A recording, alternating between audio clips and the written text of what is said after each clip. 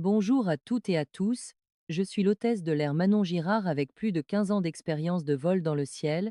Aujourd'hui, je suis ravie de partager avec vous le sujet des pièges cachés du passeport qui peuvent ruiner vos vacances. Après tant d'années à travailler à l'aéroport, j'ai vu beaucoup de joie et de peine. Vous pensez peu être que la plupart des larmes à l'aéroport sont dues à des adieux difficiles ou à l'excitation de retrouvailles après une longue absence. Mais il y a une catégorie de larmes qui me fend le cœur et que je trouve particulièrement regrettable, c'est quand les bagages sont faits, toute la famille est habillée de façon élégante, arrive joyeusement à l'aéroport, prête à profiter de vacances parfaites, et qu'au comptoir d'enregistrement, nos collègues du personnel au sol les arrêtent pour leur dire: Désolé, vous ne pouvez pas partir aujourd'hui. Pouvez-vous imaginer cette scène? Un voyage planifié depuis des mois peut être un voyage de noces pour de jeunes mariés, des vacances pour des parents après une année de travail acharné, ou une promesse aux enfants de les emmener à Disneyland, et le voyage se termine dans le hall de l'aéroport avant même d'avoir vu l'ombre d'un avion. C'est un coup dur, vraiment. Souvent, les gens pensent qu'ils ont mal acheté leur billet d'avion ou qu'ils n'ont pas obtenu leur visa. En fait, bien souvent, le problème vient de ce passeport rouge que vous avez entre les mains. Beaucoup de gens ont une idée très fausse.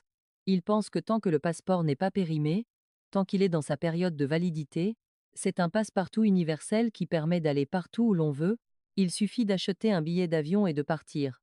Manon Girard doit vous dire aujourd'hui très sérieusement que cette idée est complètement fausse. C'est un piège invisible énorme, et chaque année, d'innombrables personnes tombent dedans. Aujourd'hui, Manon, en combinant son expérience de travail à l'aéroport et les règlements internes de notre compagnie aérienne, va vous révéler les 4 pièges les plus courants qui peuvent vous faire arrêter à l'aéroport à cause de votre passeport. Ces détails sont vraiment très minimes, mais leur pouvoir de destruction est énorme. Veuillez écouter attentivement jusqu'à la fin, et si possible, sortez votre passeport maintenant pour vérifier. Avant de commencer, si vous trouvez ces informations utiles, veuillez cliquer sur j'aime et vous abonner à la chaîne Secret d'Hôtesse en vol, et dites-moi dans les commentaires si vous avez déjà eu des problèmes de passeport à l'aéroport. Bien, nous allons commencer officiellement. Tout d'abord, nous devons comprendre un principe: la décision de savoir si votre passeport peut être utilisé et si vous pouvez monter à bord de l'avion ne vous appartient pas. Elle ne dépend même pas entièrement de la date imprimée sur le passeport.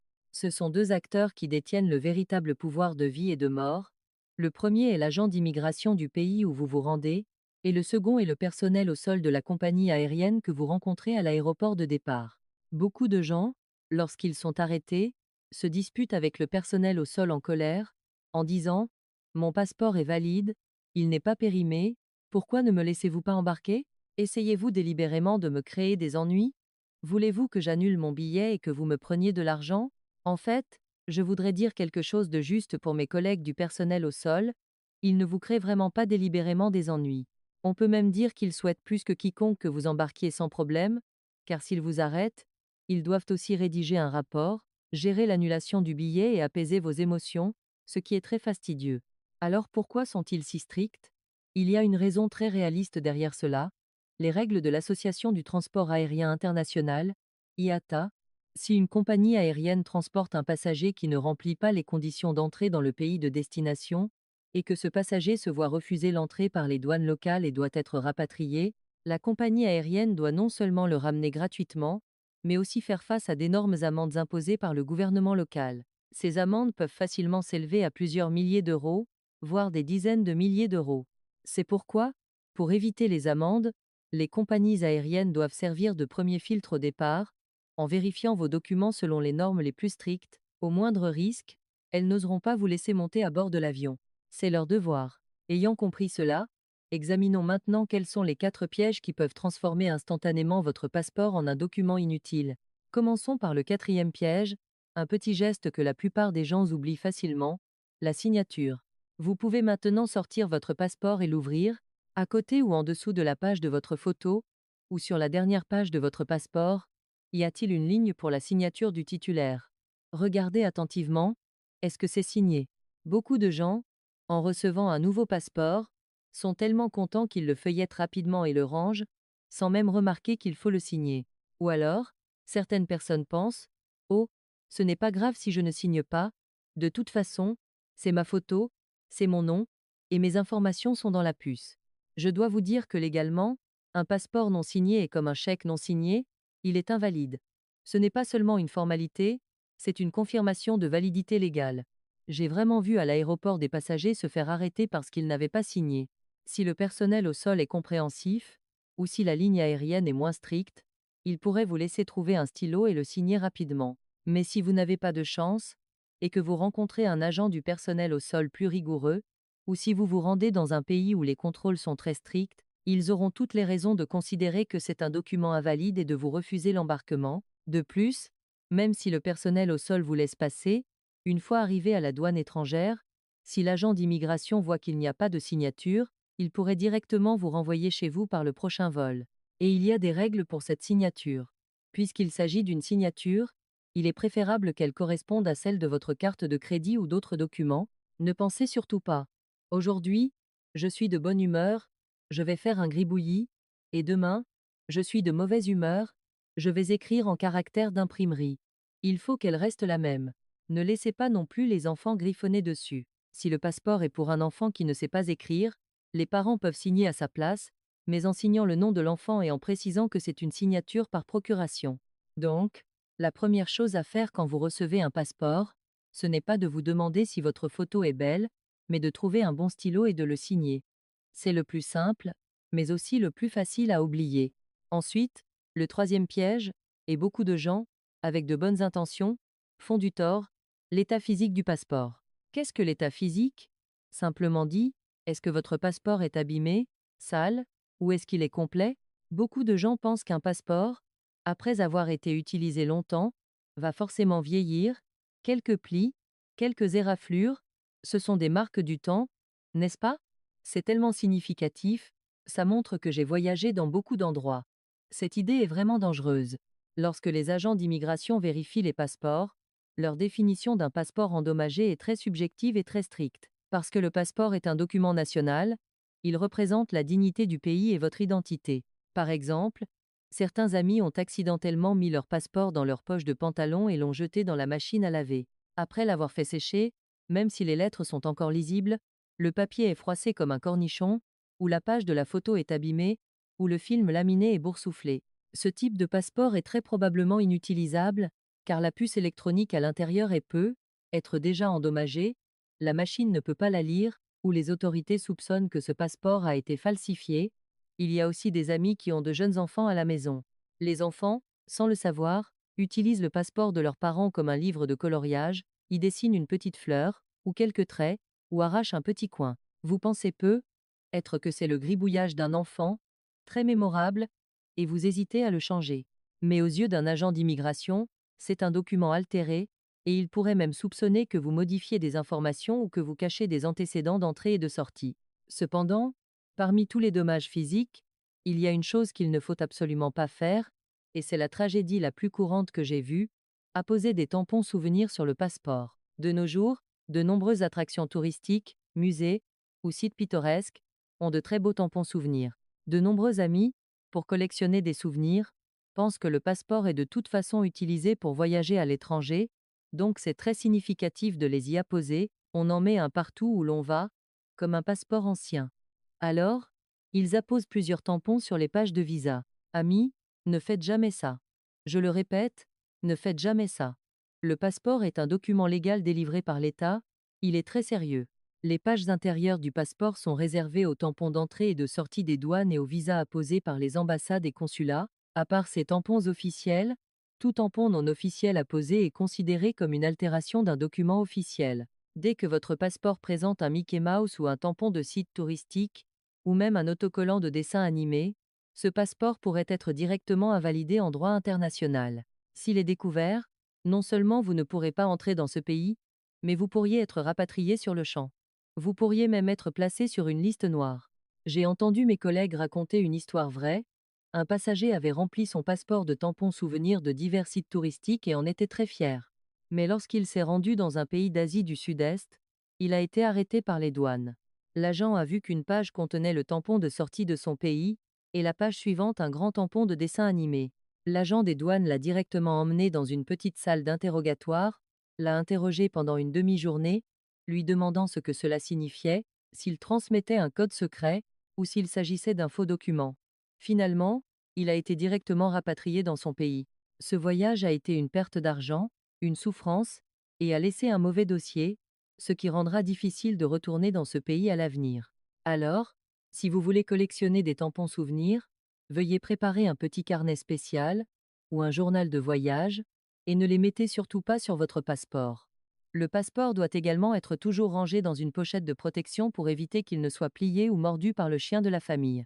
S'il y a des dommages évidents, même si la page de la photo n'est que légèrement déchirée, n'hésitez pas, allez en changer un nouveau. Ne lésinez pas sur les quelques euros du remplacement du document, pour ne pas perdre finalement des milliers d'euros de frais de voyage.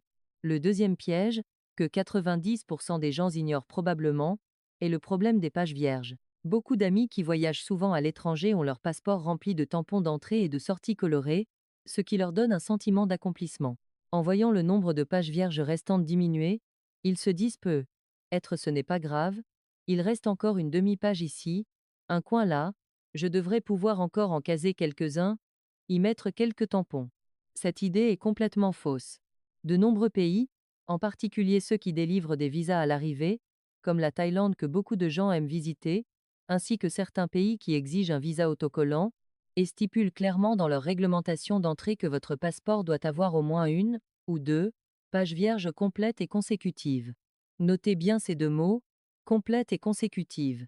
Complète signifie que toute la page, de haut en bas, de gauche à droite, ne doit contenir aucun tampon, aucune tache, elle doit être parfaitement propre. Pourquoi? Parce que lorsque le pays vous délivre un visa, cet autocollant de visa est grand, il doit occuper une page entière. Si cette page, même dans un coin, contient un petit tampon, leur autocollant ne tiendra pas plat, ou couvrira des marques de sécurité. C'est pourquoi ils ont besoin d'un espace propre et entier. De nombreux agents d'immigration sont également maniaques, ou pour faciliter l'identification, ils aiment simplement apposer des tampons sur les pages vierges. Si vous ne leur laissez qu'un coin, ils pourraient être de mauvaise humeur et ne pas vous laisser passer. Il y a aussi un piège particulièrement insidieux ici. Tournez les dernières pages de votre passeport et regardez ce qui y est écrit. Il y est généralement indiqué page de remarques. Ces pages ressemblent aux pages de visa précédentes, elles sont aussi vierges, mais ces pages sont destinées à l'autorité émettrice, pour ajouter des annotations, par exemple, si vous avez changé de nom ou pour d'autres questions spéciales. Ces pages ne doivent absolument pas être utilisées pour coller des visas ni pour apposer des tampons d'entrée et de sortie. J'ai déjà vu des passagers, dont toutes les pages précédentes étaient remplies, pointer du doigt les pages de remarques à l'arrière et dire au personnel au sol, regardez, il y a encore de nombreuses pages vierges, pourquoi ne puis-je pas les utiliser? Le personnel au sol ne peut que leur dire, impuissant, désolé, ce sont des pages de remarques, pas des pages de visa, pour les douanes, c'est comme s'il n'y en avait pas. Donc, avant de voyager à l'étranger, vous devez absolument compter. Si vous constatez qu'il vous reste moins de 3 pages vierges propres, sans tampon, dans votre passeport, je vous conseille de ne pas hésiter, allez vite en chercher un nouveau.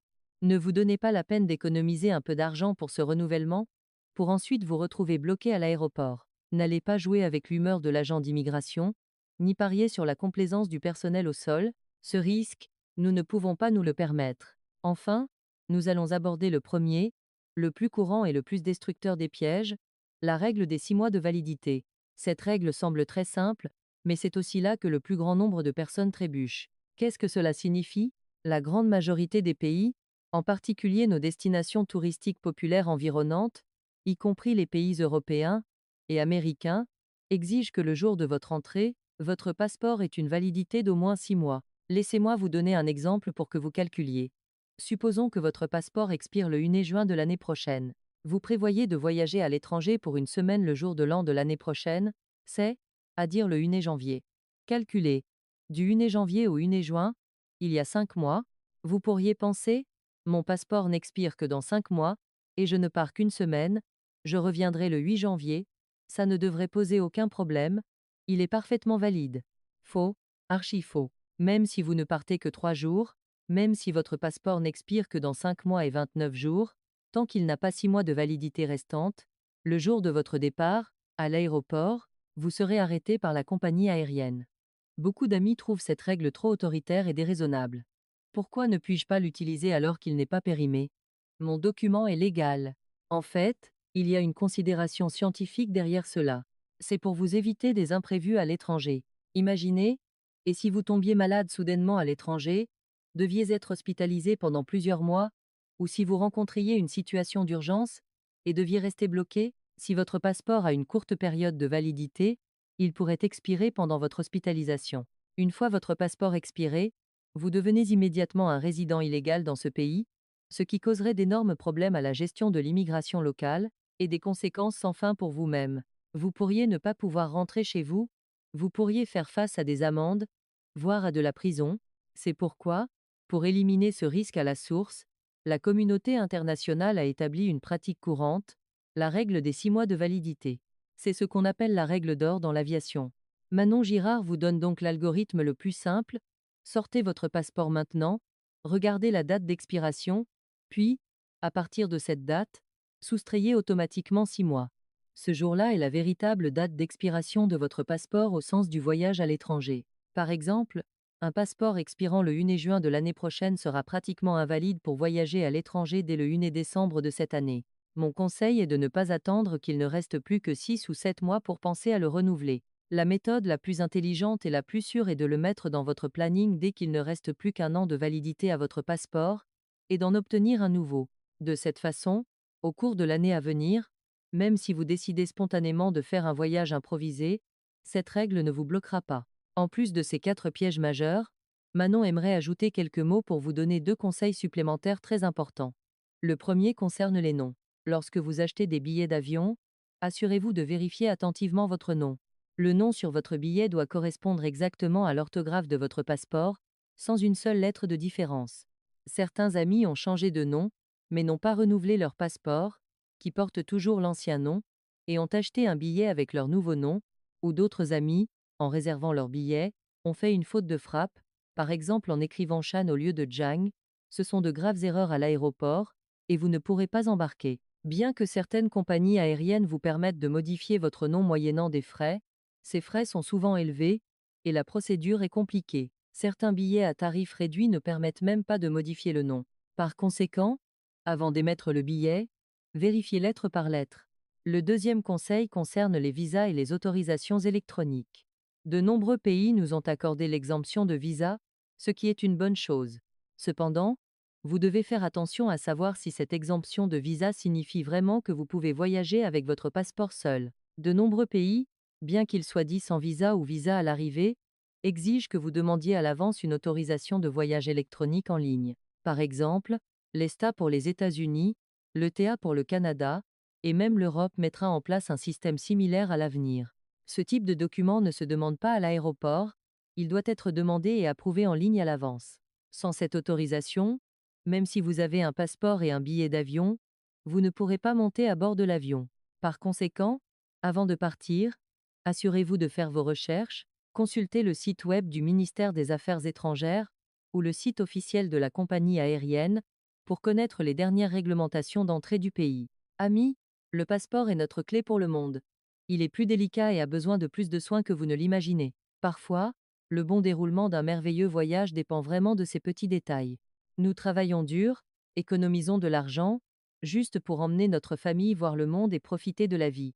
Ne laissez surtout pas ces petites erreurs évitables gâcher notre bonne humeur et gaspiller notre argent durement gagné.